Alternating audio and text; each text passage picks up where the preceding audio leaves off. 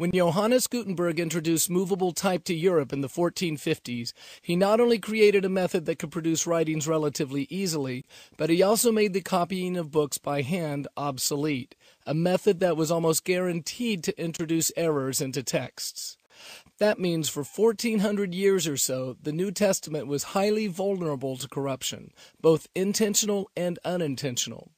If the New Testament is a document that records the eyewitness testimony of the life and teachings of Jesus, the accurate transmission of these documents over time is a real problem. How could we possibly know that what we now call the New Testament is in fact what was originally written? After all, we don't have the original writings. To deal with the issue of recovering the original text of ancient writings, a discipline called textual criticism was developed. In textual criticism, all the existing copies of a manuscript are compared to each other, and certain techniques are then used to suggest which of the copies are the more primitive ones. For example, when a variation is found in the text, the earlier copies are preferred to the latter ones, since the change was probably introduced sometime after the early copies. Also, the shorter versions of manuscripts are given more weight than longer ones. This is because the scribes who made copies were far more likely to add to the text for clarification or for comment on the passages than to subtract from the text. When faced with variations themselves, the scribes frequently put what they believed to be authentic in the main body of the text, and then document the variation in the margins of the page. A third technique is to prefer the reading of the majority of the texts. And a fourth guideline is to prefer the more difficult reading, since the easier reading was likely the result of a scribe trying to fix what he saw as a problem. Each of these techniques is a general rule, not a strict standard. The scribes copied the books in two ways. One way was for each scribe to have the book they wished to copy sitting in front of them. Then they tediously copied word for word the text of the book. The other method required someone to read aloud from the book while several scribes took dictation.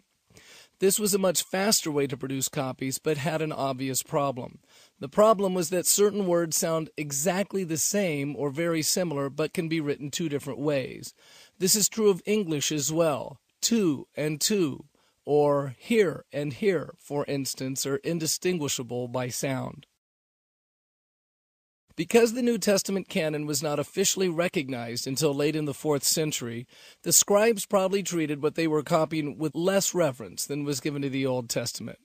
The New Testament books were treated like other valuable letters and histories until the canon was fully formed. This means the variations we find in the manuscripts were largely introduced into the text before the 5th century. A common misconception about the New Testament is that it was transmitted like links in a chain, each book being copied, which was then copied by someone else, which was then copied by someone else, and so on. This is often likened to the telephone game, where one person whispers a message to another, and then that person whispers it to another, and it goes around the room. By the time it reaches the last person, the message is often corrupt. But this isn't how the New Testament writings were handed down. The books of apostolic origin were considered authoritative very early on, and as a result, the books were highly valued. But each church didn't have each book. So when a church received a document from an apostle, they shared the book by making a number of copies to send to other churches. The recipients also made multiple copies and sent them to other churches, and so on. We even see Paul directing that his letters be shared in Colossians 4:16. As a result, the number of copies grew in an exponential way, with each copy spawning a number of copies. Because textual criticism relies entirely on existing manuscripts, the more manuscripts we have, the more accurately the original text can be recovered. Also, the older the copies we have, the better the standard by which to judge the later ones. In order to understand the confidence we're able to place in the New Testament as being true to the original writings, we're going to look at some other books from ancient history. Plato wrote his Tetralogy in the early to mid-4th century BC. The earliest copy we have is from AD 900, 1300 years later. We know of only 7 manuscripts. Aristotle wrote in the mid to late 4th century BC. The most copies we have of any one work in the original language is 49. The oldest copy is dated AD 1100, 1400 years later. Aside from the New Testament, Homer's Iliad has the greatest manuscript authority of all ancient writings. Homer wrote the Iliad around 900 BC. The oldest copy we have is from 400 BC, a 500-year span. The total number of manuscripts has recently topped 2,200, and the readings agree about 95% of the time. In the case of the New Testament, if we limit ourselves to only the original language manuscripts, we have over 5,600 copies, including fragments. About 100 of these are on papyri, an early form of paper. Papyrus isn't very durable, and so we don't have very many of them. About 300 copies are called uncials and are written using all capital letters on vellum or animal skins. About 3,000 of the copies are called minuscules and are written using cursive or lowercase letters on vellum or paper. The remaining copies come from lectionaries, which were books that collected scripture for reading during worship services. In addition to original language manuscripts of the New Testament, there are a large number of early translations. We have about 8,000 Latin Vulgates, a Latin translation made by Jerome in the 4th century. And we have 9,300 other early versions in languages such as Coptic, Syriac, Armenian, and Nubian. If we include these in the pool of material that can be used to recover the original text of the New Testament, then we have over 24,000 copies to work with, an astonishing amount by the standards of ancient writings. The third piece of the puzzle used in recovering the text is the citations of Scripture and the writings of the early Church Fathers. Their writings quote the New Testament over 36,000 times and include all but 11 verses of the New Testament. Most of these manuscripts were found in monastery libraries around the Mediterranean. Here are a few of the more important finds. The oldest complete New Testament is called Codex Sinaiticus. It was found in a monastery on Mount Sinai in 1859 and contains about half the Old Testament as well. It dates from AD 350, over 40 years before the canon was officially recognized. Codex Vaticanus is dated between 325 and 350 and contains almost the entire New Testament. The oldest fragments were written on papyrus, which was cheap but easily fell apart. We have a little over 100 fragments, half of which date from the 2nd and 3rd centuries. The Chester Beatty papyrus dates between 180 and 200. One codex comprises the complete writings of Paul, including Hebrews, and another collects all 4 Gospels and Acts. A third collection of papyri contains Revelations. The Bodmer papyrus is a copy of most of John, from between 150 to 200. Another fragment contains the oldest known fragment of Luke. The oldest universally accepted fragment of the New Testament was found in Egypt in 1920.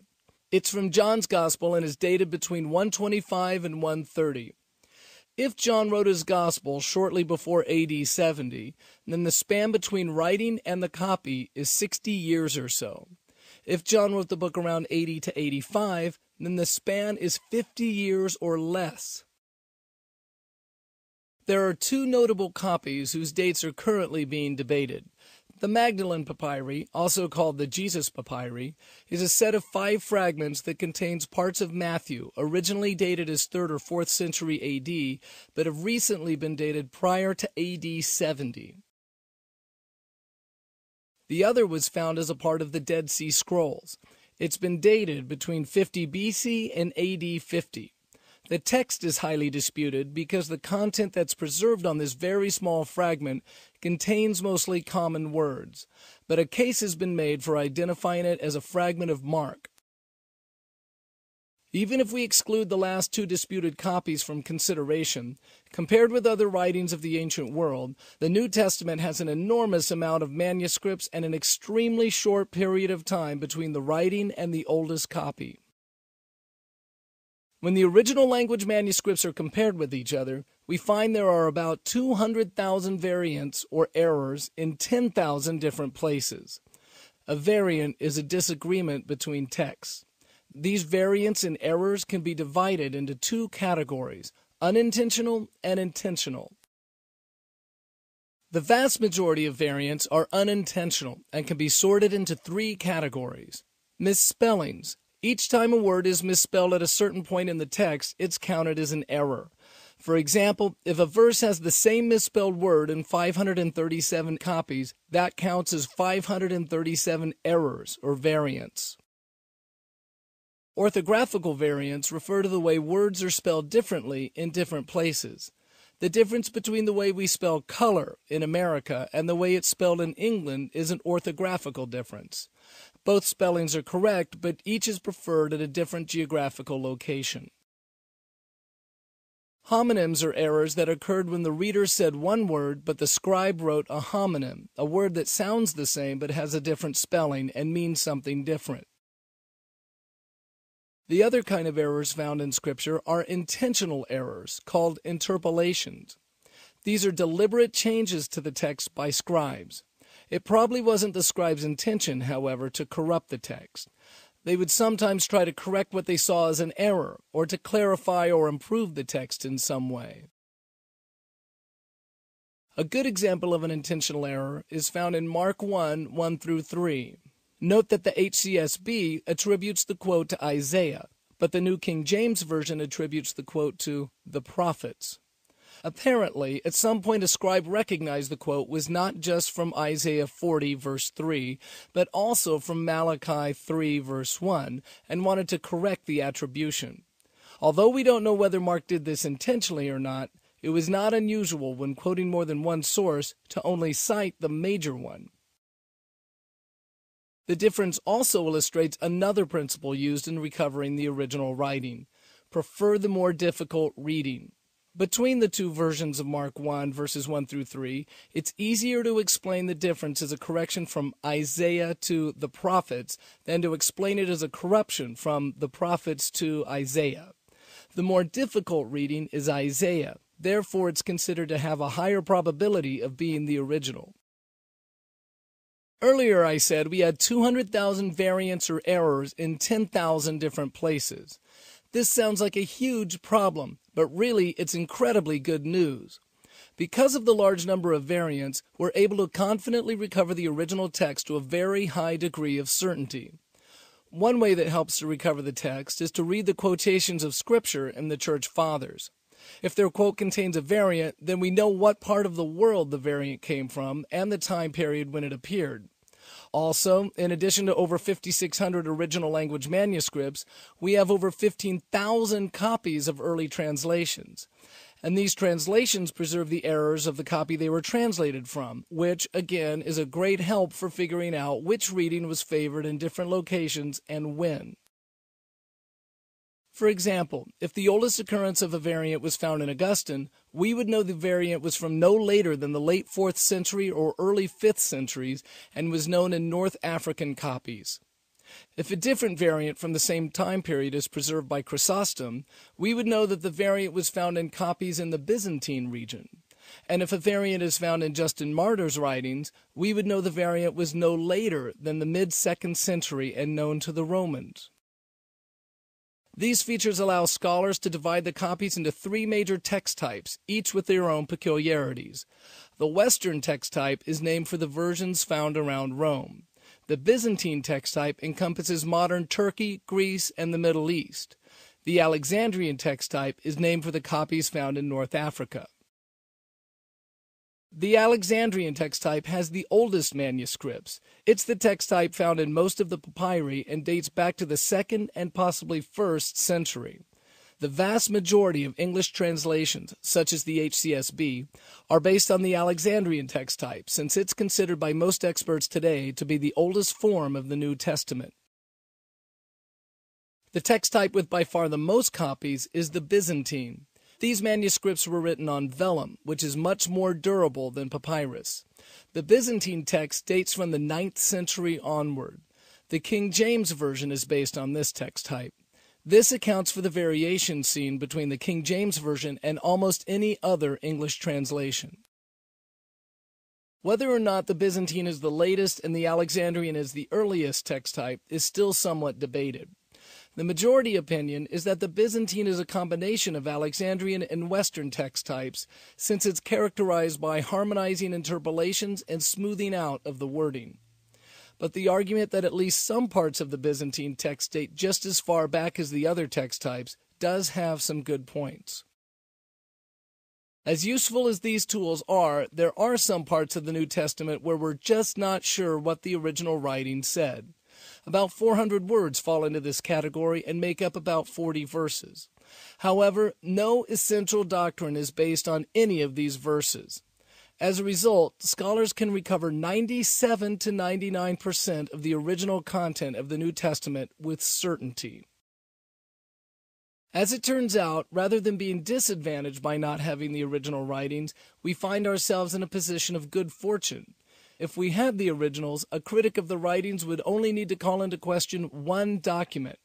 Instead, a critic needs to deal with over 5,600 documents that agree substantially 99.5% of the time.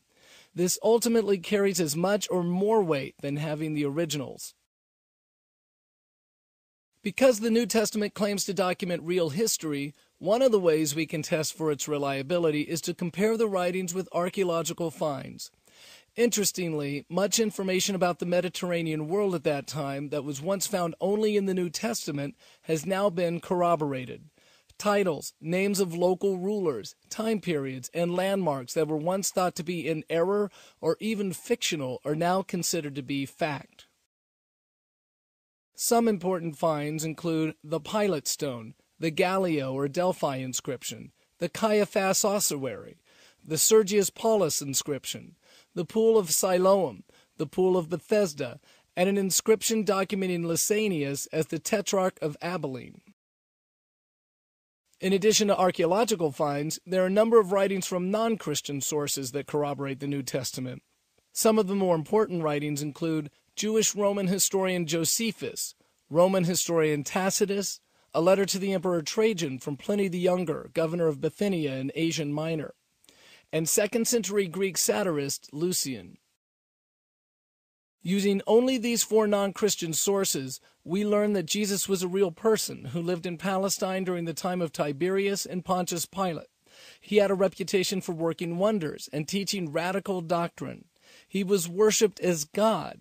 His followers met on a certain day of the week and exhibited an extreme devotion even to the point of enduring torture and welcoming death. And there was a communal culture that cared for the welfare of all believers. And his followers were bound by oath to adhere to a high ethical standard. So we see that there is no reason to think that the New Testament we use has been changed or corrupted. Using the tools of textual criticism, we can recover the original text of the New Testament with an extremely high degree of certainty. And we see that the context of the New Testament is corroborated by archaeological finds and other ancient documents. Thus, we can have confidence that what we have is what was originally written.